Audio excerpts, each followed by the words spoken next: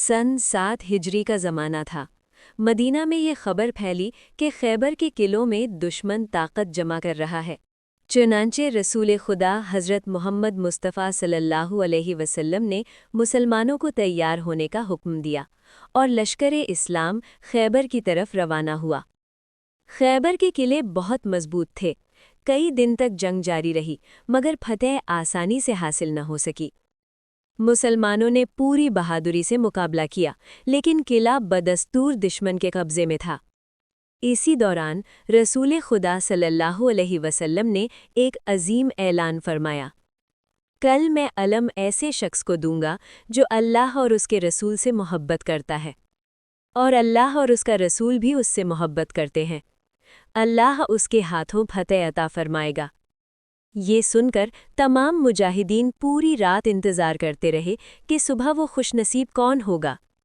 जब सुबह हुई तो रसूल खुदा सल्लल्लाहु अलैहि वसल्लम ने फरमाया, अली को बुलाओ। चुनांचे हज़रत अली अलैहिस्सलाम को बुलाया गया। उस वक्त उनकी आंखों में शदीद दर्द था। रसूल खुदा ने अपनी मुबारक लुआब हज़रत अली अलैहिस्सलाम की आंखों पर लगाई और दुआ फरमाई। उसी लम्हे उनकी आंखें बिल्कुल ठीक हो गईं। फिर रसूल खुदा ने अलम हज़रत अली अलैहिस्सलाम के हाथ में दे दिया और फरमाया, अल्लाह के नाम पर आगे बढ़ो। हज़रत अली अलैहिस्सलाम पूरे अज़्म और यकीन के साथ मैदान जंग की तरफ रवाना हुए। जब वो किले के करीब पहुँचे तो दुश्मन का मशहूर पहलवान मरहब मैदान में आ गया।